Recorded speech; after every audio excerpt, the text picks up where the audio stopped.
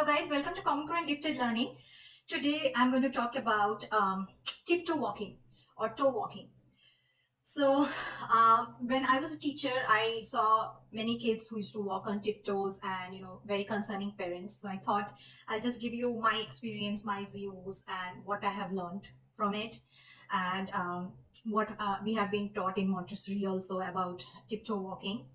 So, what is tiptoe walking? Tiptoe walking is basically, when kids walk on their toes and they don't walk with their heels, they don't put their toes flat on the ground. Now, this can be, caused by a number of different reasons, which can be, because of sensory processing disorder, or it's just that's how they process sense, like in a sensory way. It can be developmental, or it can be due to a weakness in the calf or ankle, or in the lower extremities of their body. Which eventually became very habitual in nature. So it's a part of the development also. So it's very hard to understand when to actually get concerned about. So usually after if they are like more than 2 or 3 years and they still are tiptoeing, then I would really get concerned, and not concerned as in like then only I will go try to get an evaluation done to find the root cause, because root cause varies from say lower hip problem to calf to arch of the foot, or from just habits or from tactile problems. It's a huge area, and finding the root cause is your key to success. Because even if you are like sending them for just therapy, it's just once a week or twice a week, but that is not going to help. Every day consistently doing something or attacking the problem every day, and attacking the problem not in terms of like if you have a problem in the calf and if you're just working on the strength of the foot, it's not going to work. So trying to find the root cause is your key. For that, if evaluation is necessary, I would really recommend you to get an early evaluation done. Now, the questions to notice or to find, and this data is important, and this assessment is important on the parents' part, because this gives us a lot of information about the child to find the child's root cause, as well as if you give this information to the OT or to the evaluator, it really helps, and it's like a faster diagnosis of the problem. Let me clear this out. Diagnosis of the problem is not about like your child is labeled or your child will not get fixed.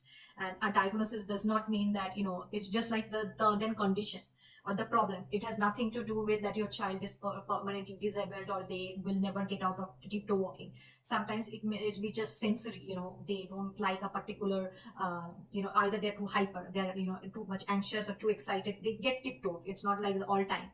So you really have to find, the first question you should be asking is, does the child tiptoe wearing shoes? Like sometimes I've seen like whenever they're barefoot they're doing that. So that means it actually has something to do with tactile sense. Like if they're walking on different other areas like hardwood or say sea beach park, you have to keep the record of that, like what are the textures that bothering your child into and making him or her into tiptoes. And second thing is to notice that do they tiptoe only when they're very excited, or they are tiptoeing only when they're very anxious or sad. It's just like any reflex, like biting nails. So you have to really understand what you're dealing with here. And it's not that there is something wrong with your child, but it's just like there is some kind of a disconnection in the neuron, or tactile sense is not there. It's just like that neuron has to be awakened. It's dormant and it needs to be active. So that connection with the physical, like the physical and the mental connection, has to be built. So where is the disconnection? It's just like a wire in a series circuit is disconnected. That's why it's showing all kinds of problems. So finding that root is really essential. And the third question I would ask is he or she able to maintain like a full range of motion in the ankle? It's mostly the calves and the ankles are really sometimes the weakness there. It's just maybe like a simple weakness, like we have like a probably a weaker arm compared like on the left compared to the right. Like my left arm is really weak compared to the right, and everybody have a weak portion of their body. So it's nothing wrong. It's just like it needs a little bit more support and stretch. It's just like a PT at an early age. And it sometimes happens during development, how the kids develop, like, when they're growing center outward, their balance, their core muscles is not strong enough.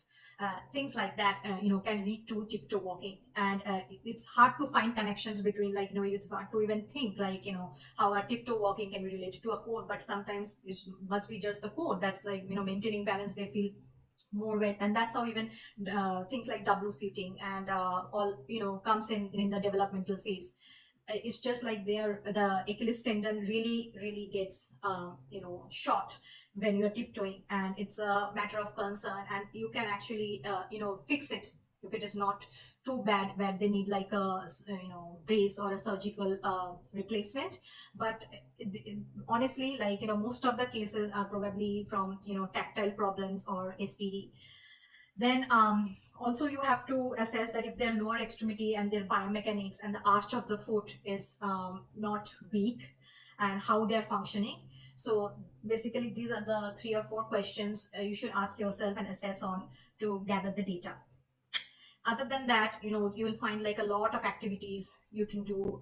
For example, to start, like, is the very basics, what we do as a child, or to our child, like what we do as a parent to our child, like, or to ourselves. Like, if our calf is tight, we stretch it. So stretch the calf, stretch the Achilles tendon.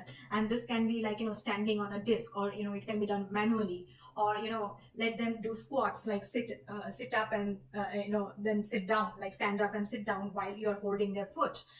It can be as simple as that. But stretching the particular muscle, which is the root cause of the tiptoe, is the main thing. That's why I said finding the root cause, that what is troubling the child.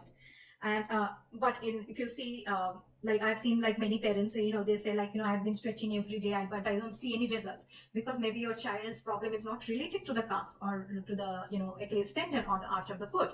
It may be just something to do with the core. So in that case, you will be doing more like animal walking. And that also helps with the hypersensitivity. If your child is tiptoeing from, like, when they're getting too excited, or they're getting anxious, so those are kind of animal walkings, like, penguin walks, frog jump. If you just read, there is a lot of animal walking exercises, you can just go for that. Other than that, like, if your child is having a tactile problem, then a different walking on barefoot on different kind of surfaces, like a pebbled surface, or or sand, or walking barefoot on the street or on the stoned porch, these things, or gravels, this kind of tactile problems, can be solved from this. And also you can add like a tactile patch at the back of the foot, like in the shoes, like a shoe insert. That helps. And then another thing which helped me personally is, like, you have to keep reminding them, like, heel first, walk with your heels first. So just when you're taking them for a walk, heel first, heel first. So this comes much later, once you find out the problem, if it is tactile or not. Walking with heel first really helps with putting less stress on the calf itself. So sometimes the problem can be a combination of both, like, just because, like, they didn't have the tactile, like they had a tactile problem, that's why they were trying to avoid the walking with heels. That's why their calf became very weak, and in that process, the whole the Achilles tendon also got compromised. So you really have to, it's like peeling oranges. You have to peel one at a time. First, you have to ease the calf, ease the Achilles tendon, and you have to walk backwards, basically, and then fix ultimately the problem with a shoe insert, or by reminding them constantly, heel first, walk with your heels please, and then barefoot walking. This really helps. Other than that, if it's a rainy day, scooter boards are really good examples. I've always like recommended scooter boards, like walking with the scooter board like this. It really helps them, especially, and everything, make sure it's barefoot. And if it's a cold day, those textured socks. Textured socks are basically those grippy socks that you and you can make them at home also. Nowadays you get everything. I used to make them at home with glue guns. So basically, or pom poms. You basically put like dots, like colored dots, or glue guns, like put dots at the feet. So when they're actually they have some kind of a grip. So they have to put their foot down. Heavy shoes is another option, but honestly, like, kids loves to run around and being active, so that's not my personal favorite. But if it's at all recommended by your PT, because I'm not professionally a OT or a PT, so if it is recommended by the pediatric OT, then please go for it. Do not rely on this. This is just my idea, is to share with my information I know, and to, the things I have seen personally as a mother, as a teacher. I wanted to get an overview altogether and summarize it for you. And also another thing that helps is like sitting on the ball while working. If you're sitting on the ball, you to balance yourself, you have to put your foot down. It's very hard to balance on a ball and sit down while working if you are tiptoed. So it's more like a forced functioning which your body demands, and it's not imposed on the child, but it's more like a demand forced upon the child by their own body. So, and of course, jumping like hurdles. And core is another way. Another way is like, if your core is weak, your child's core is weak, like, bridges really help. So most of it is like, to understand how the body dynamics is like, working in your child.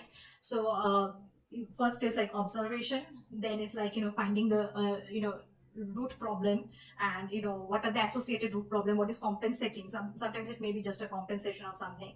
So, and then if you think that these things are not helping, if you're doing it daily basis, then like the last resort would be like a brace or a heavy shoe, or more like a surgery will be the last, I would find. But most of it is like, and earlier you start, earlier you detect, it's very that's why I tell, like, after 2 or 3, if they're still tiptoeing, try to get the assessment done, because earlier you detect, it's easier to fix things at a younger age. Once the muscle develops fully and they get really tight, it's very hard. They eventually form like a what we call like a scar tissue, it might find like form, and sometimes it becomes too tight to even, like, it's just more work. And at this age it's easier to learn because your neurons are still developing, so the introducing any kind of reflex or like turning it is easier. So again, I am not a professional, but I hope this helps some of the parents out there. And it's just to summarize, and please take professional help if needed. But understanding the thing, and asking the questions is very important to yourself, that because you are the mother or you are the father and the caregiver who is staying with the child 24 hours can only find the data. It's very difficult for the professionals to find the correct data. Any questions, you can always reach out to me, and you know where. And with that, I would like to end today's video. And thanks for watching. See you next time. Bye bye.